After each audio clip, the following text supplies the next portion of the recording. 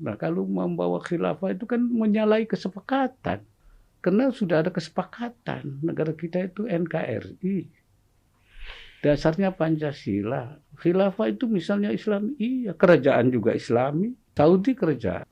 Keamiran juga Islami seperti di Kuwait. Tetapi kita, Republik juga Islami.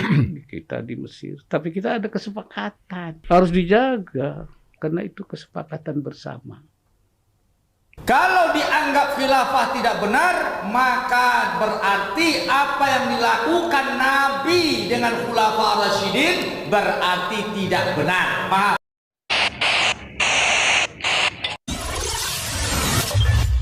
Jadi saya dititipi pertanyaan masalah pernyataan khilafah. Menurut Wakil Presiden, kata beliau, Indonesia tidak boleh pakai khilafah. Sebenarnya yang kita minta sebagai ulama, dia kewajiban sebagai ulama dulu, sebagai seorang pakar agama, kewajiban Pak Kiai ini menjelaskan posisi khilafah dalam ajaran Islam.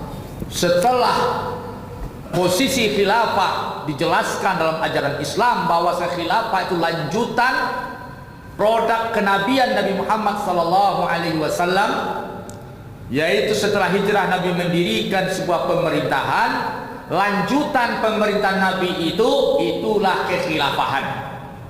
Makanya Abu Bakar As-Siddiq itu disebut dengan khalifah.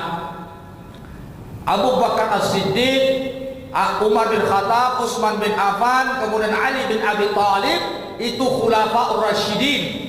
Kalau dianggap khilafah tidak benar, maka berarti apa yang dilakukan Nabi dengan khulafa ar-rasyidin berarti tidak benar. Paham? Apakah ini boleh? Apakah boleh kita menganggap apa yang dilakukan Nabi setelah hijrah, pemerintahan Nabi sampai khulafa ar-rasyidin tidak benar? Nauzubillah. Hati-hati ini. Ini bisa merambah perkara iman ini. Jadi jemaah dirahmati Allah, dudukan dulu persoalan khilafah secara syariat, secara agama. Ya, jemaah dirahmati Allah, berdasarkan Al-Quran dan Sunnah, maka khilafahan itulah yang ada dalam pemerintahan yang diakui oleh Islam. Kalau dia bicara Indonesia dalam situasi dalam tujuan politik Indonesia, maka dia harus jelaskan pertimbangan-pertimbangannya. Pertama, harusnya tadi khilafah didudukkan dalam tinjauan syariat, bahwa khilafah itu produk Nabi SAW, kemudian produk para khulafa rasyidin. Nah, setelah itu sedang jemaah, kalau dibawa kepada konteks kita, maka tinjauannya, apakah kita tidak memakai khilafah karena pertimbangan-pertimbangan belum adanya kemungkinan, masih sulit masyarakat, atau kita meninggalkan khilafah itu karena anti khilafah. Kalau meninggalkan khilafah karena anti khilafah, menganggap khilafah itu musuh negara demokrasi Pancasila, maka orang Islam yang berpaham seperti itu, dia telah telah anti kepada sunnah Rasulullah SAW dan sunnah khulafa ar-rasyidin, dan ini berupa kebohongan dan ini berupa kekufuran. Maka dudukkan dulu kekhilafahan dalam syariat, baru nanti dalam konteks keindonesiaan. Nah, kalau konteks keindonesiaan, mungkin pertimbangannya itu terserah. Ya, berikanlah pertimbangan. Kenapa belum mungkin segala macam? Silakan. Seorang wakil presiden sangat paham itu. Jelaskanlah pertimbangannya. Tapi kalau seandainya dikatakan khilafah tidak mungkin, tidak boleh. Ini masalah ini. Ya, bisa paham antum? Paham enggak paham boleh kan? Kadzibatun, bohong, khati'ah, bersalah. Ingat, ubun-ubun nanti diseret. Nah, yang sekarang ini berbohong terhadap kebenaran Islam, berdiplomasi, membungkus-bungkus kebenaran, ingat, ubun-ubun Anda diseret. Bicara bohong tentang Islam, diseret ubun Anda. Siapapun Anda, bicara bohong tentang Islam, Allah katakan akan kami seret ubun-ubunnya. Ubun siapa? Nasihatun kadhibah khati'ah. Kan kami seret ubun-ubun si pendusta-pendusta itu. Ini akidah.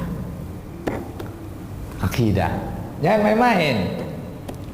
Kita ngajarin akidah ini bukan karena hobi, salah antum tuh. Enak. Kurang sedang banyak berang kawak dan makan bahasa akidah. Sidang jemaah rahmat Allah, falyad'u nadiyah. Hei, orang-orang yang berbohong terhadap Islam. Orang-orang yang membohongi ajaran Islam. Ulama-ulama yang bersifat Balaam. Hei, ente panggillah orang-orang yang grup ente, kata Allah. Falyad'u nadiyah, silakan panggil grup kamu, CS kamu, buzzermu, silakan panggil. Tapi kemana, apa kata Allah? Sanad'u zabaniyah, kata Allah. Kau panggil CS kamu itu, kau panggil komunitas kamu itu, kau panggil buzzer kamu itu, kau panggil mereka, kata Allah. Sanad'u, kami akan memanggil zabaniyah, malaikat zabaniyah, penjaga penyiksa di neraka. Doalah orang mantap di kalian kini kau. Dipanggil di Allah, sanad'u zabaniyah, kami panggil juga penyiksa-penyiksa neraka.